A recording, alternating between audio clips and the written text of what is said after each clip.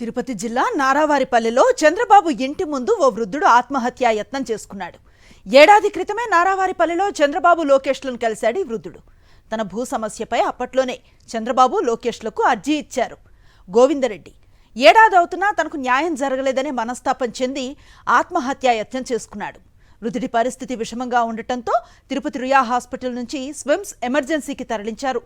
సంక్రాంతి పండుగ సందర్భంగా నారావారిపల్లెలో ఉన్న చంద్రబాబును కలిసేందుకు వచ్చాడు వృద్ధుడు. సమస్యలపై చంద్రబాబుకు వినతి పత్రం ఇచ్చేందుకు యత్నించాడు. పోలీసులు పంపకపోవడంతో తీవ్ర మనస్తాపానికి గురైన వృద్ధుడు పురుగుల మందు తాగి ఆత్మహత్యా యత్నం చేసుకున్నాడు. వృద్ధుడిని నారావారిపల్లెలో ఉన్న ప్రభుత్వ ఆసుపత్రికి తరలించారు. ఆ తర్వాత పరిస్థితి విషమంగా ఉండటంతో తిరుపతి రుయా హాస్పిటల్కు తరలించారు.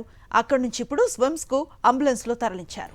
తిరుపతి రుయా హాస్పిటల్ వద్ద గోవిందరెడ్డి బంధువుల నుంచి మరింత సమాచారం మా ప్రతినిధి విజయమూర్తి అందిస్తారు.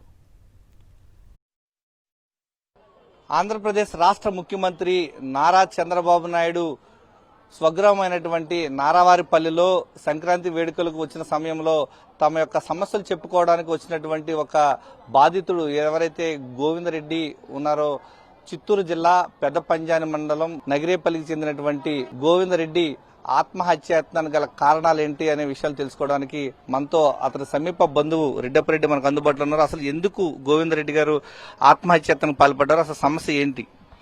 సార్, ల్యాండ్ సమస్య, హౌసింగ్ సమస్య ఉంది. ప్లస్ ఈ గోవిందరెడ్డి జే అనే గోవిందరెడ్డికి గవర్నమెంట్, టీడీపీ గవర్నమెంట్ పట్టా ఇచ్చింది. అతను అమౌంట్ గా గవర్నమెంట్ ఇచ్చింది అమౌంట్ కాకుండా ఇతను సొంతంగా ఇన్వెస్ట్మెంట్ పెట్టి ఒక 10 లక్షలు ఇచ్చి ఇల్లు కట్టాడు. ఇల్లు కట్టిన తర్వాత రామరెడ్డి అనే ఇతని తమ్ముడు, మీరు చిన్నోడు కాబట్టి కిందకి దిగకు వెళ్ళండి, ఖాళీ స్థలం ఉంది, ఆ ఖాళీ స్థలంకి మీకు మీరు పెట్టిన ఇన్వెస్ట్మెంట్ డబ్బులు నేను ఇస్తాను, నేను ఇచ్చిన తక్షణమే మీరు దాన్ని కట్టుకోండి అని చెప్పి గ్రామంలో పంచాయతీ జరిగింది. తర్వాత ఈయన తమ్ముని పైన నమ్మకంతో ఆ ఇల్లు హ్యాండ్ ఓవర్ ఇచ్చేసి వీళ్ళ మామది జే డి ఎల్లారెడ్డిది ఒక ఇల్లు, జే గోవిందరెడ్డి ఇల్లు రామరెడ్డి హ్యాండ్ ఓవర్ చేసి ఆ కిందకు వచ్చాడు. తర్వాత ఈయన సొంత ఇన్వెస్ట్మెంట్ పెట్టి డబ్బులు పెట్టి సింపుల్ గా ఒక 5 లక్షలు పెట్టి ఇల్లు కట్టుకున్నాడు. దానికి దీనికి ఇంచుమించు 15 లక్షలు ఇన్వెస్ట్మెంట్ అయింది. మనం చూడొచ్చు గోవిందరెడ్డి ప్రస్తుతం హ్యాండిక్యాప్డ్ కూడా అంటా ఉన్నారు. హ్యాండిక్యాప్డ్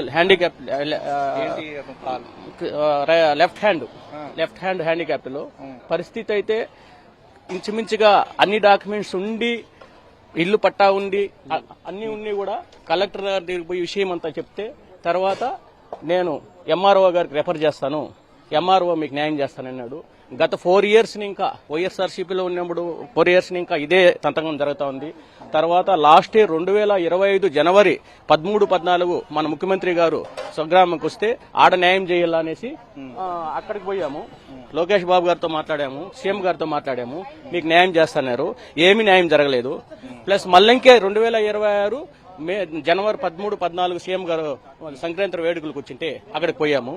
అక్కడికి పోతే కూడా సీఎం గారిని కలుస్తామని పోయి అక్కడే సొంత కార్యాలయం దగ్గర అక్కడ ఆ ఫంక్షన్ లోనే ఇతను సూసైడ్ చేసుకున్నాడు. నారావారిపల్లిలోనే జరిగింది.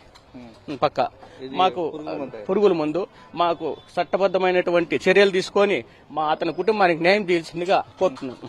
ప్రస్తుతం మనం చూడొచ్చు తిరుపతి రుయా ఎమర్జెన్సీ నుంచి స్విమ్స్ ఆసుపత్రికి తరలిస్తా ఉన్నారు. ప్రస్తుతం మనం చూడొచ్చు అతని పరిస్థితి, గోవిందరెడ్డి పరిస్థితి కొంచెం క్రిటికల్ గా మారడంతో వైద్యుల సూచన మేరకు అతని పరిస్థితి మెరుగైన వైద్యం అందించాలన్నటువంటి ఒకే ఒక్క ఆలోచనతో అతన్ని ఇప్పుడు జిల్లా కలెక్టర్ ఆదేశాల మేరకు మెరుగైన వైద్యం అందించేందుకు గోవిందరెడ్డిని అయితే స్విమ్స్ ఎమర్జెన్సీకి అయితే తరలిస్తూ ఉన్నారు. కెమెరామెన్ ఎల్లయ్యతో విజయమూర్తి, సాక్షి టీవీ, తిరుపతి నుంచి.